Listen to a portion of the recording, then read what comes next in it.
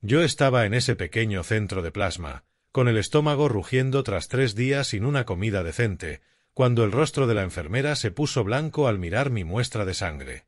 Señor Rafford, susurró retrocediendo del microscopio.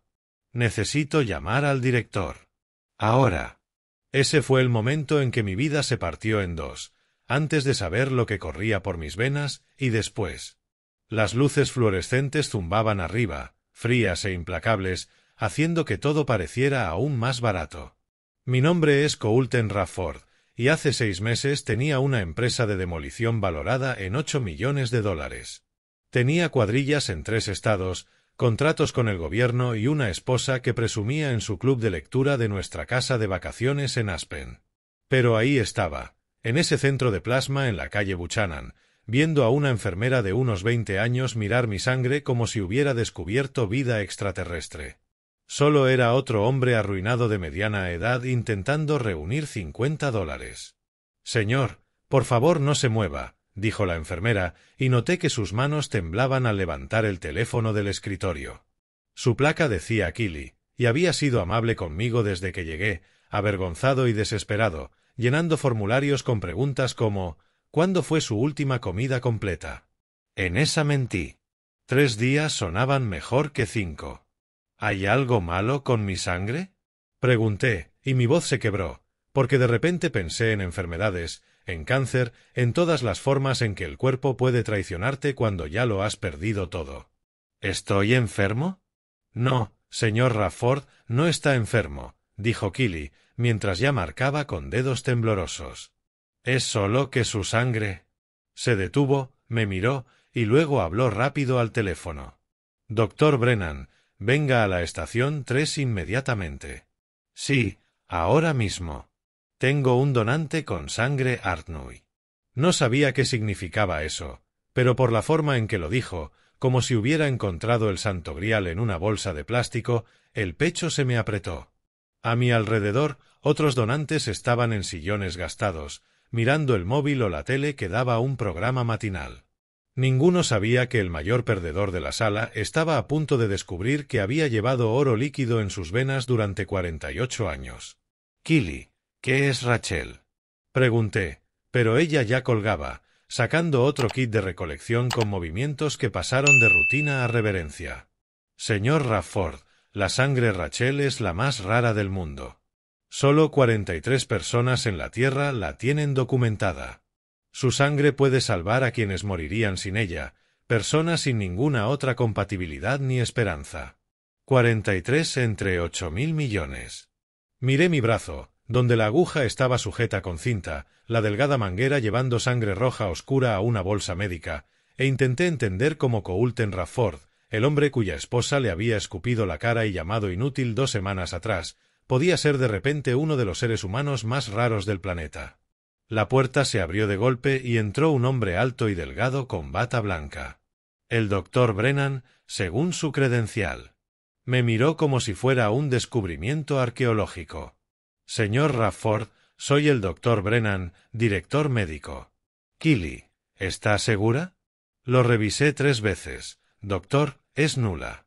Se sentó junto a mi reclinable, tan cerca que podía olerle el aliento a café, y tenía los ojos brillando con una emoción fuera de lugar en aquel centro deprimente donde la gente vendía pedazos de sí misma para pagar el alquiler. Señor Rafford, necesito hacerle unas preguntas. ¿Alguien en su familia mencionó tener sangre rara? ¿Algún historial médico inusual? Mi madre murió cuando tenía 2 años, dije. Accidente de coche. Mi padre nunca mencionó nada sobre tipos de sangre.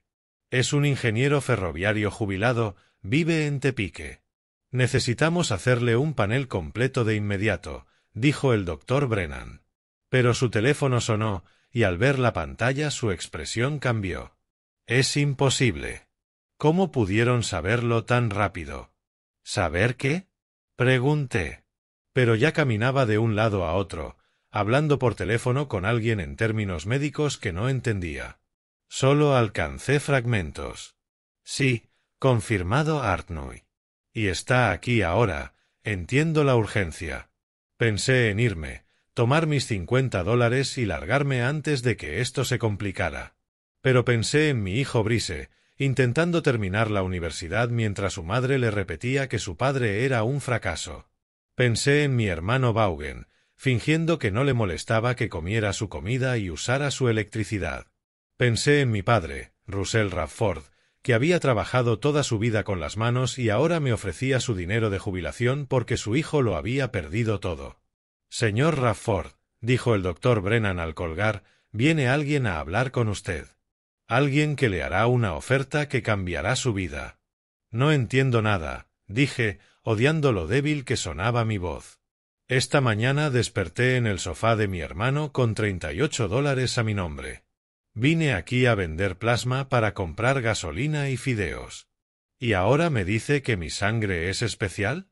No solo especial, señor Radford. Su sangre es preciosa.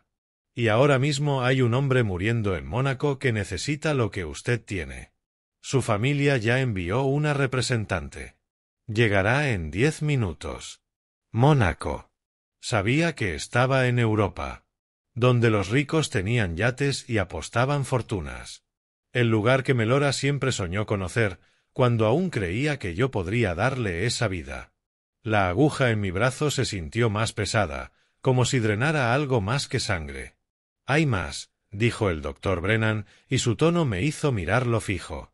Al identificar su tipo Artnui, el sistema ejecutó automáticamente un panel genético. «Es protocolo. Señor Radford, encontramos algo en su ADN que no coincide con su historia familiar». «¿Qué significa?» «Que genéticamente muestra marcadores de un linaje europeo muy específico, una familia ampliamente documentada por sus características sanguíneas únicas». Antes de que pudiera preguntar, la puerta se abrió y entró una mujer con un traje que probablemente costaba más que mi viejo camión. Tendría unos 40 años, cabello oscuro recogido, mirada fría y calculadora. «Señor Radford, soy Lucía Corbeo. Represento a la familia Maro, de Mónaco. Debemos hablar sobre su sangre, su historia familiar y una oferta que parecerá imposible, pero le aseguro que es real». Y ahí fue cuando mi historia realmente comenzó. No cuando perdí mi empresa, ni cuando mi esposa se fue, ni cuando toqué fondo. Comenzó el día en que descubrí que, a veces, lo que te salva ha estado dentro de ti todo el tiempo, esperando a que estuvieras lo bastante desesperado para hallarlo. 6 meses antes, yo era Coulter Radford, dueño de Radford Demolition Services, con 14 cuadrillas en 3 estados. Tenía una casa con piscina, una esposa que adoraba organizar cenas y un hijo, Brice, en su 2º año de universidad. La vida no era perfecta, pero era mía. Aquella mañana en que todo empezó a desmoronarse estaba en el sitio del centro comercial Breakwater, café en una mano y planos en la otra. El viejo almacén Brennans llevaba 12 años vacío, un monstruo de ladrillo de 4 pisos que debía derribarse para construir un nuevo complejo. Era un proyecto de $20 millones, y mi empresa había ganado la licitación contra 3 compañías más grandes. «Coulter, revisé todo 3 veces», dijo mi jefe de obra, Denny Ulbrook, agitando los permisos. Denny llevaba 8 años conmigo, conocía la demolición como otros conocen la Biblia. La ciudad aprobó los cortes de gas, electricidad y agua. Todo desconectado y sellado. Confié en Denny. Ese fue mi primer error. El segundo fue no revisar yo mismo el sótano una vez más. El tercero, estar demasiado orgulloso del contrato más grande de nuestra historia para hacer las preguntas que podían haberlo evitado. La demolición fue perfecta, hasta que no lo fue. Las cargas detonaron en secuencia. El edificio cayó como estaba previsto, plegándose sobre sí mismo. Pero cuando el polvo empezó a despejarse, escuchamos el silbido. Luego, el olor a gas. «Todos atrás», grité, y mi equipo corrió. La tubería que cortamos no estaba en ningún plano. Había sido instalada en 1962 por una empresa que ya no existía. Nadie sabía de ella porque nadie vivo recordaba haberla puesto. Gracias a Dios nadie salió herido. Los bomberos evacuaron 6 manzanas. La compañía de gas cerró media ciudad. Las noticias de las 11 mostraron tomas aéreas de mi desastre. Decían palabras como negligencia y error catastrófico, mientras mi logo se veía claro en cada casco. Las demandas empezaron la semana siguiente. La ciudad quería 10 millones en daños. La empresa de gas, 5. Cada negocio que perdió ingresos quería compensación. Mi aseguradora mandó abogados que revisaron 3 días los papeles antes de dictar su veredicto en mi sala de reuniones. La póliza exige verificación independiente de todos los permisos, dijo el principal abogado, deslizándome documentos. Su firma está en formularios que certifican que todos los servicios subterráneos estaban localizados y aprobados. Como no fue así, denegamos cobertura. Pero la ciudad nos dio información errónea, protesté. Sus planos estaban mal. Entonces debió verificar por su cuenta. Está en su contrato, señor Rafford, página 47, sección 12. En 4 meses, todo desapareció. La empresa que construí en 20 años se disolvió. La casa fue embargada. Los camiones, las máquinas, todo subastado para pagar una fracción de la deuda. Mis cuentas congeladas, mi crédito destruido. Melora duró exactamente 2 semanas después del aviso de embargo. Necesito quedarme con mi hermana Patricia un tiempo, anunció una mañana, ya vestida, las maletas junto a la puerta. Patricia llegó en su Mercedes y ni siquiera entró. Necesito tiempo para pensar en nosotros, Coulton. Pensar en nosotros, Mel. Te necesito ahora más que nunca. Este es el momento en que los matrimonios se apoyan. Me miró con una expresión que nunca le había visto, como si fuera algo pegado a su zapato. No me casé con un perdedor, Coulton. Tienes 48 años y estás a punto de quedarte sin casa. Ni siquiera puedes invitarme a cenar. Tomó su joyero, el que le regalé en nuestro aniversario 15. ¿Sabes qué eres ahora? Solo otro fracasado de mediana edad que no pudo con la vida. 22 años, Mel. Estuvimos casados 22 años y durante 21 tuve éxito. Se detuvo en la puerta. Mi abogado te enviará los papeles. No los discutas, Coulton. Solo déjame irte con la poca dignidad que te queda. Después de que se fue, me quedé en la casa vacía, rodeado de cajas con cosas que no podía guardar, y llamé a mi hermano Vaughan. Ven conmigo, dijo de inmediato. El sótano no es gran cosa, pero es cálido y seco. Vaughan tenía un pequeño negocio de climatización. Le iba lo bastante bien, pero no tanto como para que tener a su hermano fracasado durmiendo en el sótano no fuera una carga. Su esposa, Denise, intentaba ser amable, pero veía en sus ojos el cansancio cada vez que ponía un plato extra en la mesa. Mi padre, Russell, llamaba cada pocos días desde Tepique. Hijo, tengo unos 12.000 ahorrados, ofrecía con voz áspera. Son tuyos si los necesitas. Papá, tienes 73 años y vives de la jubilación. No voy a quitarte eso. Eres mi hijo, Coulton. Déjame ayudarte. Lo resolveré, papá. Siempre lo he hecho. Pero no lo resolví. En enero me quedaban $40. Comía ramen 2 veces al día, y enviaba solicitudes para trabajos para los que era demasiado viejo o estaba sobrecalificado. El puesto de capataz en Davenport era mi última oportunidad, pero necesitaba gasolina para llegar a la entrevista. Entonces vi el cartel frente al Biolife Plasma Center. Nuevos donantes, $50 la primera visita. $50 por algo que mi cuerpo producía gratis. Una metáfora perfecta de lo bajo que había caído. De firmar contratos millonarios a vender mi sangre por comida. De ser Coulton Rafford, empresario, a ser un hombre desesperado sin nada más que vender que a sí mismo. En enero me quedaban $40. El sótano de Vaughan era todo mi mundo. Un sofá-cama con un resorte roto que se me clavaba en la espalda, una mesa donde comía y una pequeña ventana que dejaba ver apenas el cielo, recordándome que aún había un mundo allá afuera. Cada mañana me despertaba con el ruido de los niños de Vaughan preparándose para ir a la escuela arriba, sus pasos recordándome la vida normal que seguía mientras yo me escondía debajo, como algo de lo que avergonzarse. Brice me había llamado la noche anterior, intentando sonar tranquilo, pero podía oír la preocupación en su voz disimulada. Hijo, he estado pensando. Puedo tomarme un semestre, buscar trabajo. Hay una empresa de construcción contratando aquí. De ninguna manera, le dije, apretando el teléfono hasta ponerme los nudillos blancos. Te faltan 3 semestres para graduarte. Quédate en la universidad. Pero papá, escuché a mamá hablando con la tía Patricia. Dijo que vives en el sótano del tío Vaughan, que comes ramen todos los días y que ni siquiera tienes dinero para gasolina. La traición de Melora, contando mi miseria como chisme, dolió más que el hambre. Tu madre no sabe todo, Brice. Estoy bien. Tengo una entrevista la próxima semana en Davenport.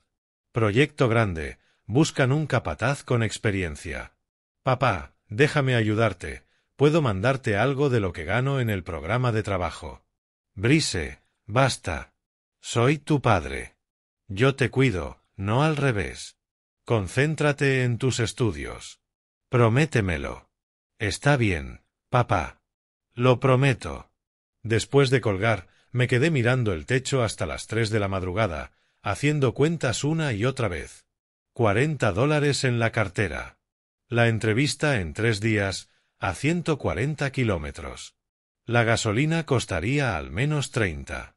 Quedarían 10 para comer el resto de la semana. La matemática de la pobreza era simple y cruel. A la mañana siguiente, Vaughan salió temprano a trabajar. Denise preparaba a los niños para la escuela, y la oí hablar por teléfono con su madre. No, mamá, lo intenta. Envía solicitudes todos los días. Pero ¿quién va a contratar a un hombre de 48 años que antes tuvo su propia empresa? Saben que se irá en cuanto consiga algo mejor. Esperé a que se fueran todos antes de subir. En la despensa había latas de sopa que no toqué. Era su comida, no la mía. Me quedaban 2 paquetes de ramen. Preparé uno con agua caliente, lo comí de pie en el fregadero e intenté no pensar en los filetes que solía asar los fines de semana. Fue entonces cuando vi el cartel de camino a la biblioteca, donde usaba el wifi gratis para buscar trabajo. Biolife Plasma Center, nuevos donantes, $50 la primera visita. Me quedé 10 minutos mirando a la gente entrar y salir. Algunos parecían estudiantes, tal vez lo hacían por dinero para cerveza. Otros eran como yo, adultos cansados, con el peso del fracaso en los hombros. $50 significaban gasolina para Davenport. Tal vez una comida decente antes de la entrevista, para no parecer tan desesperado. Unos días más para fingir que podía salir del agujero. Entré a las 8 de la mañana de ese martes, llené el papeleo con las manos temblorosas. Las preguntas eran invasivas, humillantes. ¿Ha comido hoy? No. ¿Está empleado actualmente? No. ¿Es esta donación por necesidad económica? Sí. La sala de espera olía a desinfectante y derrota.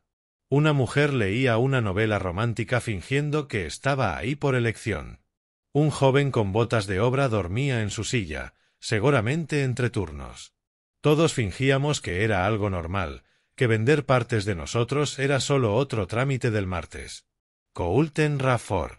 Una enfermera me llamó. Killy, decía su placa. Tendría unos 25 años, bonita de ese modo fresco que me hizo sentir cada uno de mis 48. ¿Primera vez? Sí. Nunca pensé que estaría aquí. Me llevó a un sillón reclinable y preparó la aguja. No hay vergüenza en esto, señor Rafford. Está ayudando a salvar vidas. Además, todos necesitamos un poco de ayuda a veces. Algunos más que otros, dije, mirando cómo golpeaba mi brazo para encontrar una vena. Se sorprendería. La semana pasada vino un abogado y el mes anterior un médico. Los tiempos difíciles no discriminan. La aguja entró suave y vi mi sangre fluir por el tubo hasta la bolsa de recolección. Roja oscura, casi púrpura bajo la luz fría. Mi padre solía donar sangre cuando yo era niño, me llevaba a las campañas de la Cruz Roja. Es lo que hace la gente decente, decía. Pero él lo hacía por ayudar a otros. Yo lo hacía por $50. Su sangre se ve muy saludable, dijo Killy revisando el flujo. Buen color, buena consistencia. Luego frunció el ceño y se inclinó hacia la bolsa. ¡Qué raro! ¿Qué pasa? Tomó una pequeña muestra del tubo, la sostuvo contra la luz. Necesito hacer una prueba rápida. Procedimiento estándar. Nada de qué preocuparse. Llevó la muestra a una máquina, puso una gota en un portaobjetos y miró por el microscopio. Su postura cambió. Se enderezó, contuvo la respiración. Miró una vez más, luego otra, y retrocedió como si hubiera visto algo imposible. Señor Rafford, susurró, mirándome con los ojos muy abiertos. Necesito traer al director ahora mismo. Por favor, no se mueva, no desconecte nada. Esto es importante. ¿Estoy enfermo? ¿Pasa algo malo? No, señor. No pasa nada malo.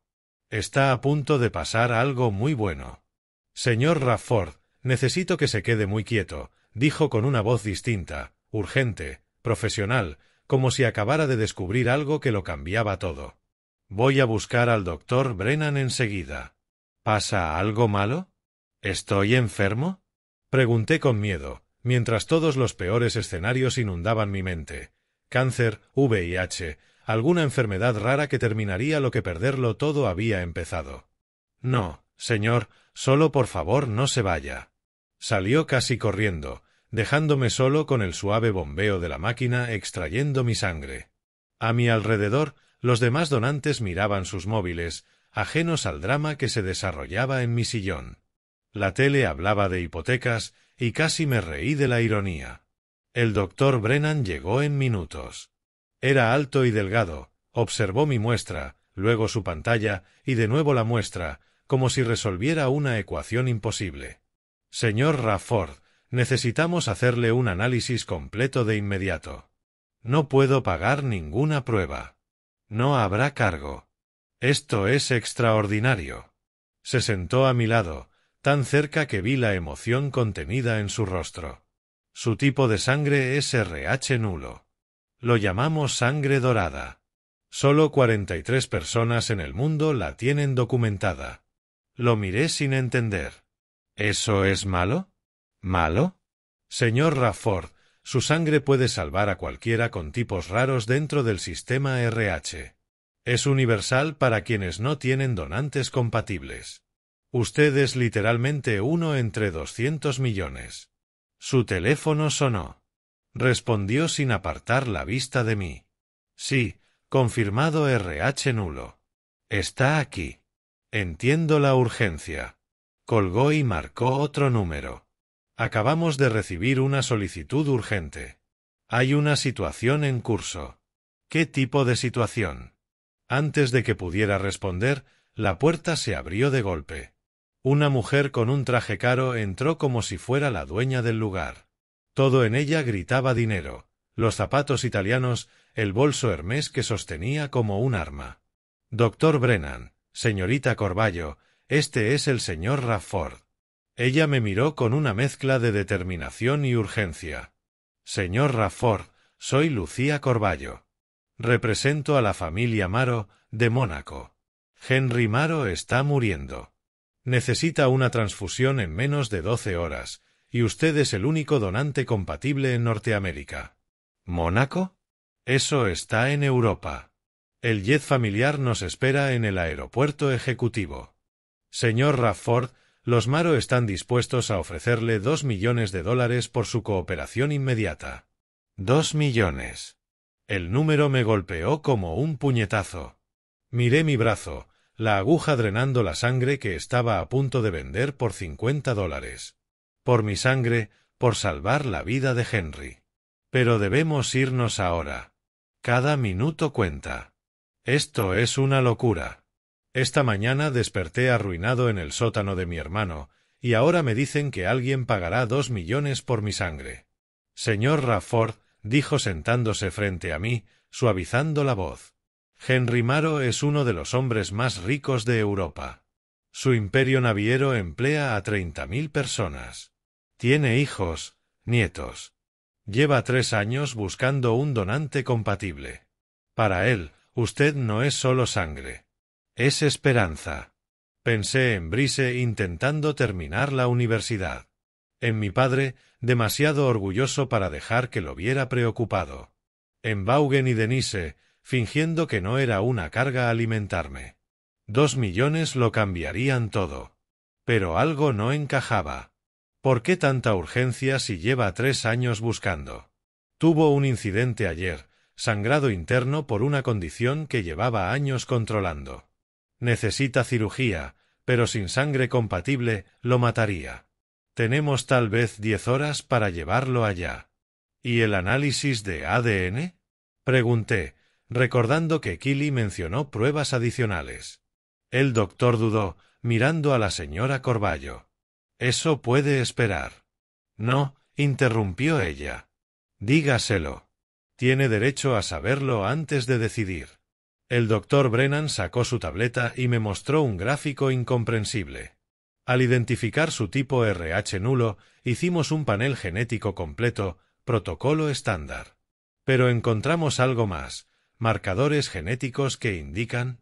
Señor Rafford, ¿su madre mencionó algo extraño sobre su nacimiento? Mi madre murió cuando tenía 2 años, accidente de coche. ¿Por qué? ¿Y su padre nunca volvió a casarse? No. ¿Qué tiene que ver esto con mi sangre? La señora Corballo dio un paso adelante. Señor Rafford, los marcadores genéticos que el doctor halló coinciden con un linaje muy específico. La familia Maro ha buscado parientes durante 30 años. Henry tenía un hermano menor, Vincent, que desapareció en 1973. Se me secó la boca. Así que Vincent Maro vino a América y cambió su nombre a Russell Rafford. Señor Rafford, el hombre al que va a salvar, Henry Maro, es hermano de su padre, su tío. Todo me dio vueltas. Eso es imposible. Mi padre nació en Kansas, sus padres eran granjeros. Su padre nació en Marsella. Huyó de Francia tras una disputa familiar por la herencia. Creó una nueva identidad. Sacó una foto vieja, amarillenta.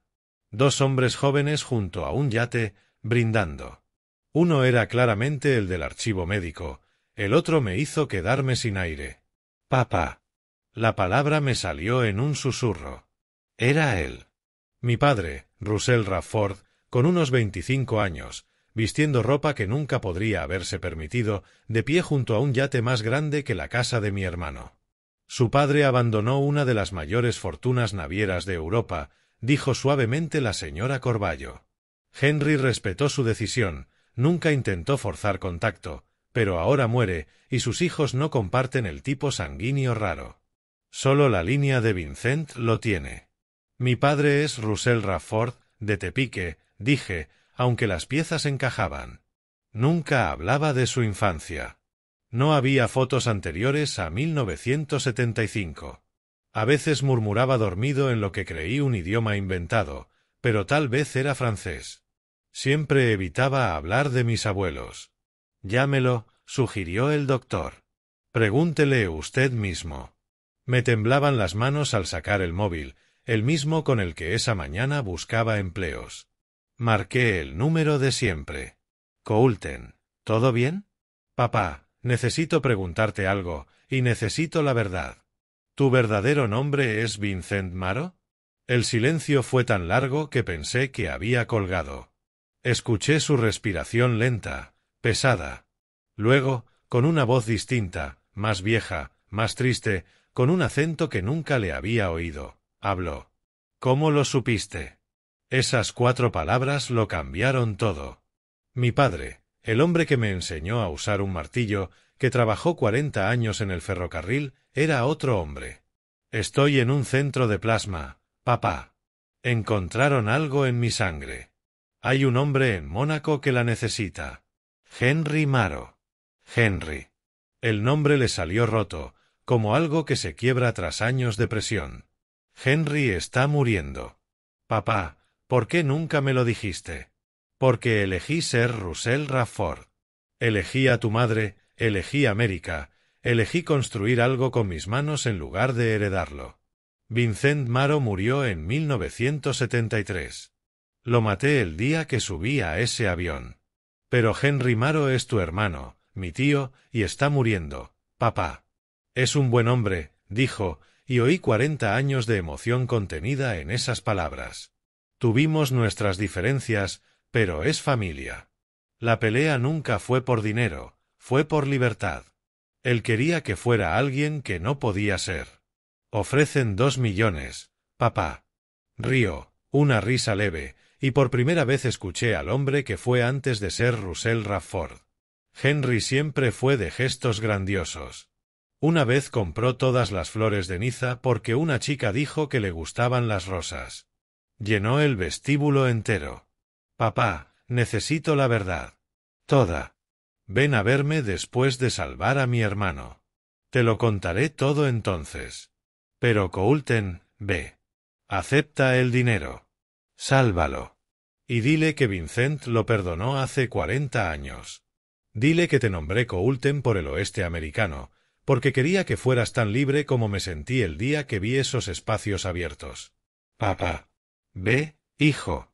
Hay cosas más grandes que nuestro pasado. Colgué y miré a la señora Corballo. Iré, pero quiero entenderlo todo. Lo harás, dijo, ya hablando por teléfono para coordinar el transporte. El coche llega en 5 minutos. El doctor Brennan retiró la aguja con cuidado, y Killy vendó el brazo con una delicadeza inusual, como si tocara algo sagrado.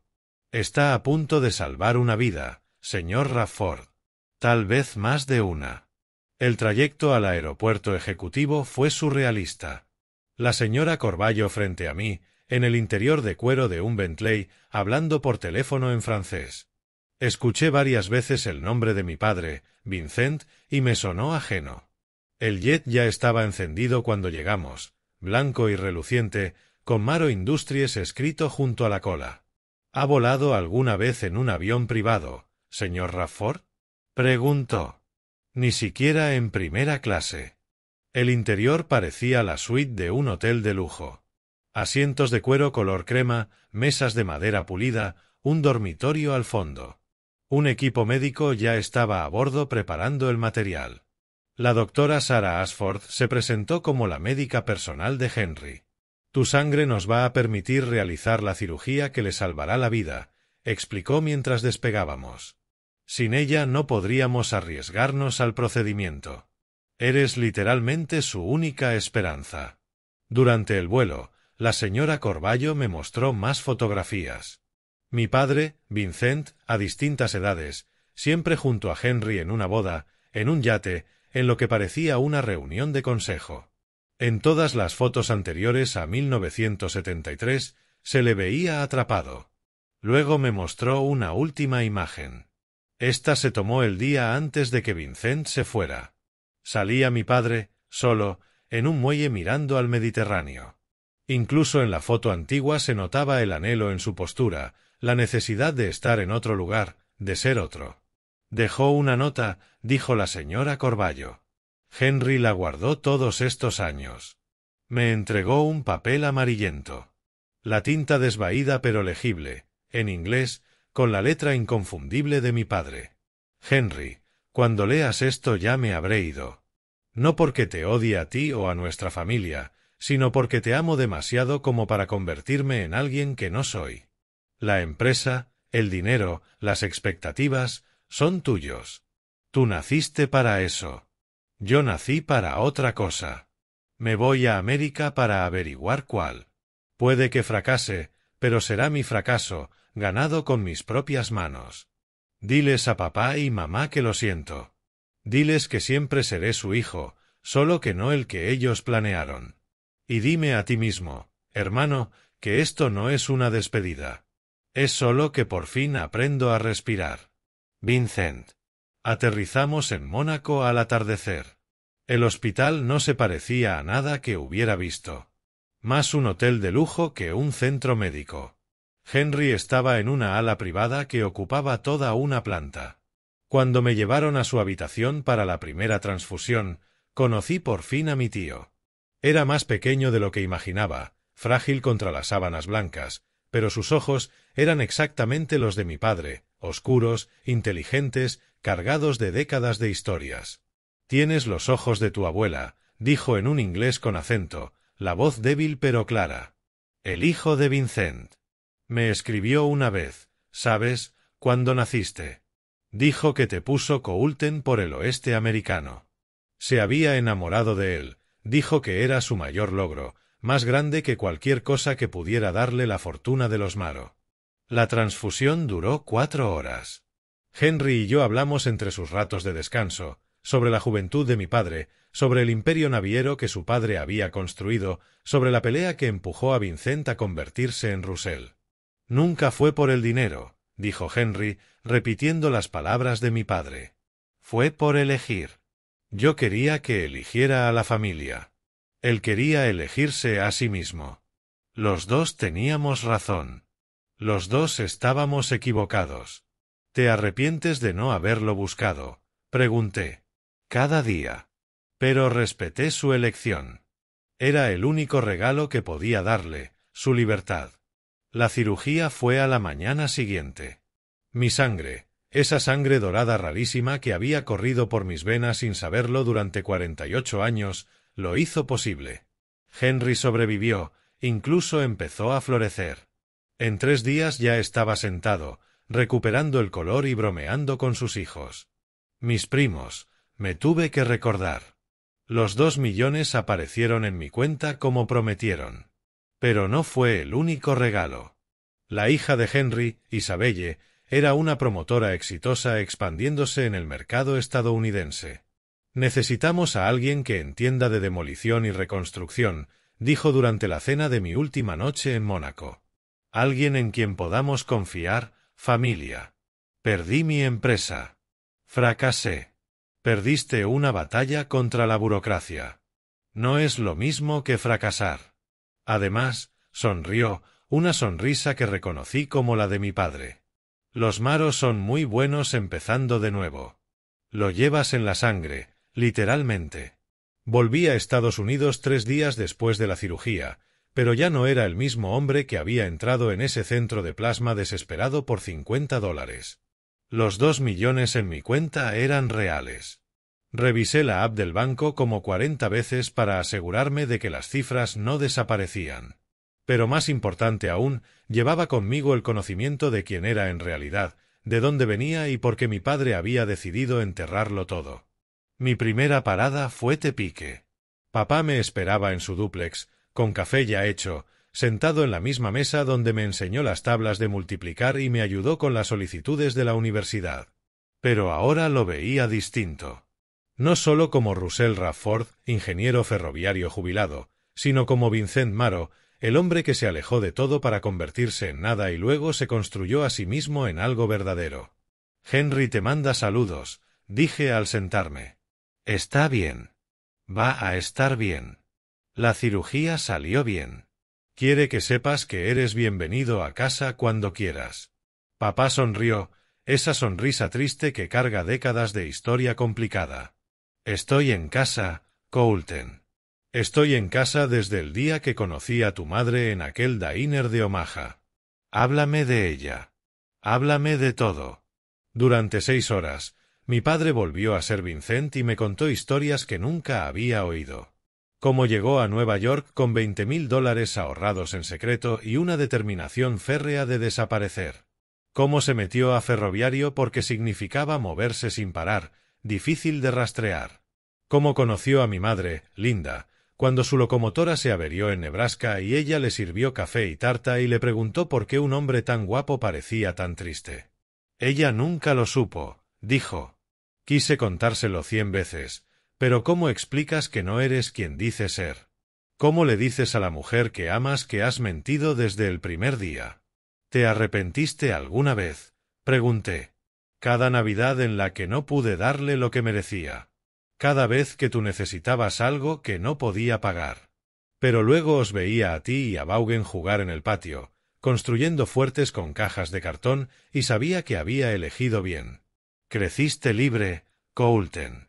Libre para fallar, libre para triunfar, libre para ser exactamente quien eres. Eso vale más que cualquier herencia. Llamé a Brice esa tarde desde la habitación del hotel. Papá, ¿cómo fue la entrevista en Davenport? No fui a Davenport, hijo. Resulta que tenía un lugar más importante al que ir. ¿De qué hablas? Tu abuelo tiene historias que contarte. Y no vas a preocuparte más por la matrícula ni por nada. Papá, me estás asustando. ¿Qué pasó? Doné sangre, Brice. Resulta que a veces, cuando crees que estás en lo más bajo, en realidad estás exactamente donde debes estar. A la mañana siguiente llamé a Melora desde el coche de alquiler.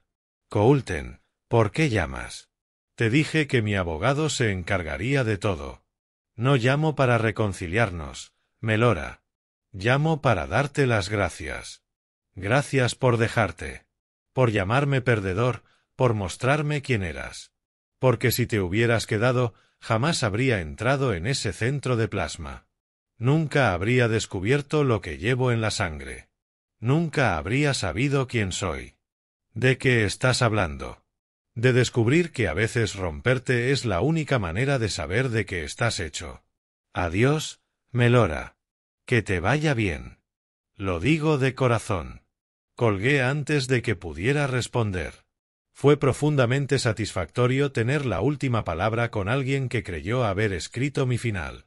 En menos de un mes estaba de vuelta en el negocio. Rafford International de Melischen, una subsidiaria de Maro Development. Mi primer proyecto fue un contrato de 40 millones en Chicago. Recontraté a 6 de mis antiguos muchachos, los que se mantuvieron leales incluso cuando no pude pagarles el último cheque. Jefe, me enteré de que te llegó dinero de familia, dijo mi capataz Jaque el primer día. Algo así, respondí. Resulta que tengo parientes en el negocio naviero. 6 meses después me quedé de pie en mi nueva oficina, no tan grandiosa como la anterior, pero sólida, real, ganada con sangre en el sentido más literal posible. Mi padre, Russell Rafford o Vincent Maro según el día, estaba sentado frente a mí. Revisábamos solicitudes para un nuevo programa de formación que estaba lanzando, ofreciendo a chicos de entornos duros la oportunidad de aprender demolición y construcción. Dar segundas oportunidades, dijo aprobando con la cabeza. Alguien me dijo una vez que fracasar no es caerse, es quedarse en el suelo.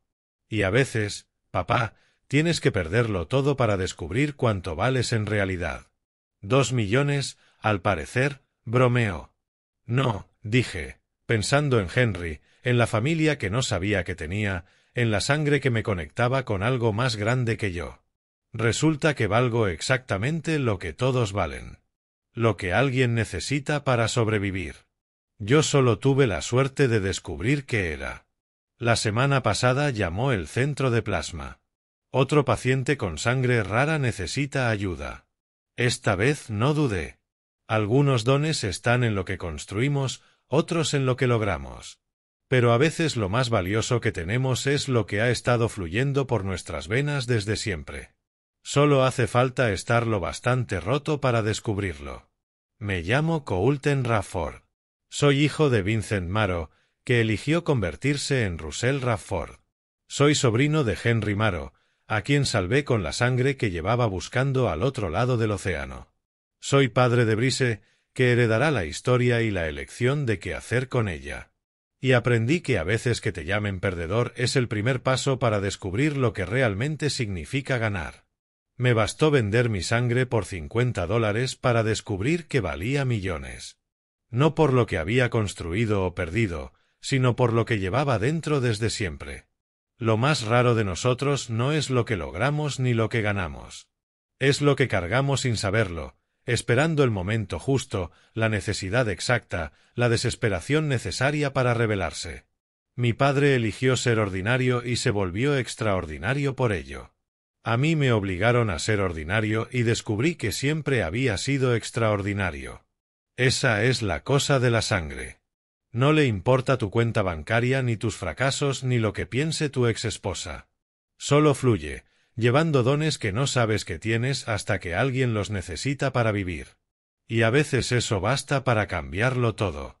Si esta historia te resultó valiosa, Si te hizo pensar distinto sobre el fracaso o la familia o los dones que cargamos sin saberlo, dale me gusta a este vídeo y compártelo con alguien que necesite escucharlo. Deja un comentario contando una vez en que tu momento más bajo te llevó a un descubrimiento inesperado. Y no olvides suscribirte al canal para más historias de gente ordinaria descubriendo verdades extraordinarias en los lugares más inesperados. Porque todos tenemos algo fluyendo por las venas. A veces es sangre dorada. A veces es solo la fuerza de seguir adelante. Pero siempre vale más de lo que crees.